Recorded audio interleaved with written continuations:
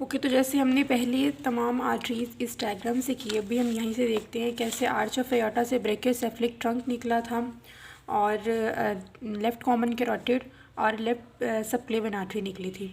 तो अब भी हम ये देख रहे हैं कि जो यहाँ से तो left subclavian directly arch of aorta से निकल आई है। हमने इस वीडियो के अंदर ब्रांचेस देखनी है सबक्लेवियन आर्टरी की।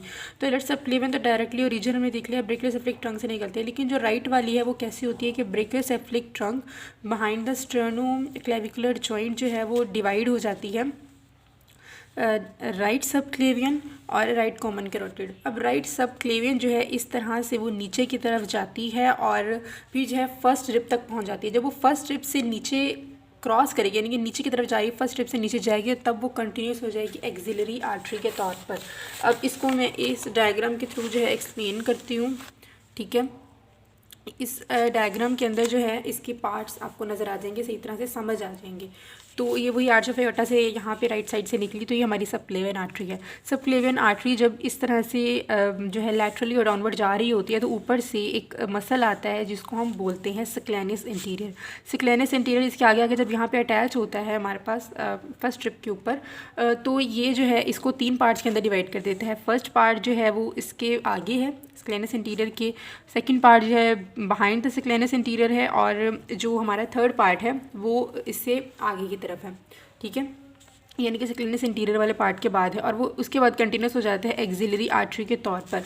अब हमने मेजर जो हमारा काम है ना वो इसकी ब्रांचेस के नेम्स को याद करना है। तो इसके ब्रांचेस के नेम के लिए जो है ना एक निमोनिक से हम इसको याद करेंगे और हमें अच्छे से समझ आ जाएगा। तो चले मैं इसको लिखती हूँ यहाँ पर और फिर हम देखते हैं इसके नाम किस तरह से हम क्या चीज़ देख रहे हैं। सब क्लेवियन आर्टरी, ठीक है। सब क्लेवियन आर्टरी की ब्रांचेस को हमने निमोनिक से जिससे याद रखना है वो है विटामिन सी डी, ठीक है। विटामिन सी डी से हमने याद रखना है।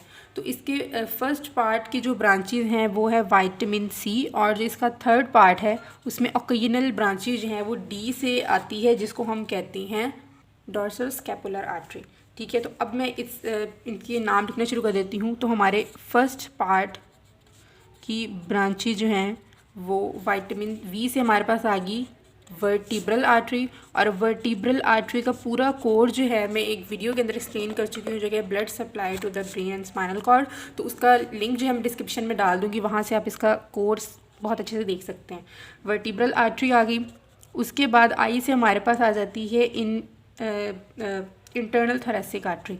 तो इंटरनल थोरैसिक आर्टरी तो हमने जो है थॉरैक्स के अंदर पढ़ी थी, तो इसको अब पढ़ने की ज़रूरत नहीं है। इंटरनल थोरैसिक आर्टरी टी से हमारे पास आ जाती है थायरोसर्वाइकल ट्रंक, ठीक है, थायरोसर्वाइकल ट्रंक। उसके बाद जो है हमारे पास सी से आ जाता है कॉस्टोसर्वाइकल ट्रंक। अब जो हमारा थायरोसर्वाइकल ट्रंक है, थायरोसर्वाइकल ट्रंक की मज़ीद 3 ब्रांचेज है जिसको हमने याद रखना है SIT सेट से, ठीक है। सेट मतलब बैठना, तो हमने थायरोसर्वाइकल को SIT से याद रखना है। एस से हमारे पास बन जाएंगी सुप्रास्कैपुलर,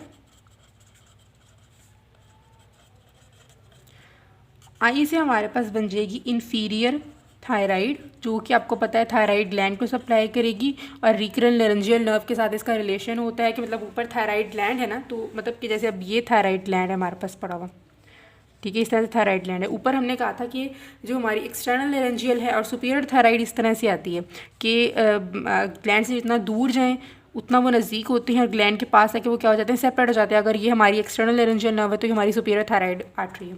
और जबकि नीचे हम ये कहते हैं कि ग्लैंड के जितना नज़दीक होंगे उतने नर्व के डैमेज का खतरा ज़्यादा होगा। तो ये हमारी रीकरल लेरेंजियल नर्व अगर है तो ये हमारी होगी इंफीरियर थायराइड। तो इस तरह से कुछ होता है, ठीक है, इस तरह से कुछ।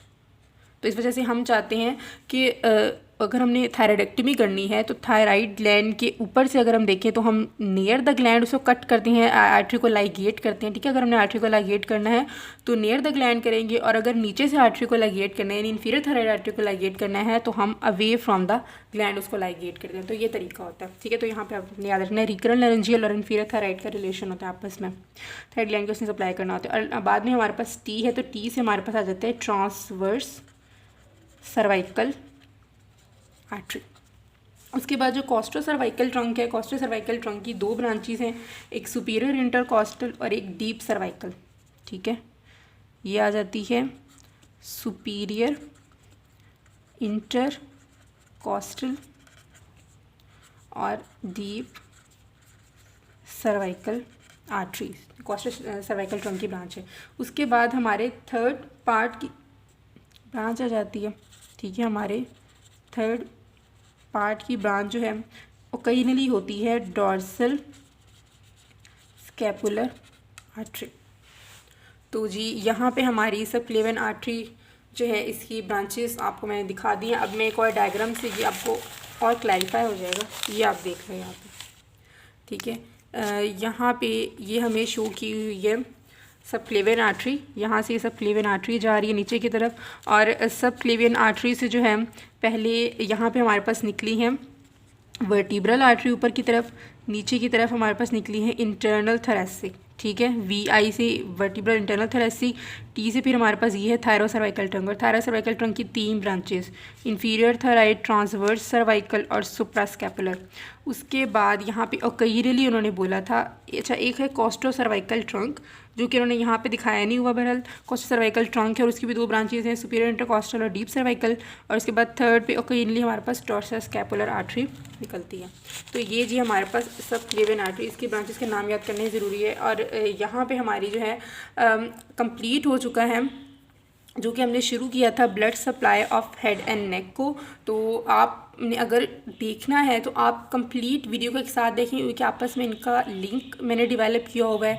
हमने कॉमन कैरोटिड देखी है, एक्सटर्नल कैरोटिड देखी, उसकी ब्रांचेस देखी और उसकी ब्रांचेस की भी आगे ब्रांचेस देखी, फिर इंटरनल कैरोटिड के साथ भी हमने यही किया और फिर फाइनली हमने सबक्लेवियन भी देख ली। और यही ब्रांचेस जो है हमारे पास हमें याद करना ज़रूरी है। अब मैं ऐसा करूँगी कि मैं सेपरेटली के स्कैल्प की ब्लड सप्लाई, क्योंकि आपने हर सब आर्टरीज़ को देख लिया है, अब अगर मैं आपको बताती हूँ कि स्कैल्प की ब्लड सप्लाई क्या है और फेस की ब्लड सप्लाई क्या है तो आपको बहुत अच्छे से आ जाएगा। तो चलिए अब हम उसको स्टार्ट करते हैं, बल्कि हम नेक्स्ट वीडियो से स्टार्ट करते हैं ताकि वो एक अलग से टॉपिक बन सके।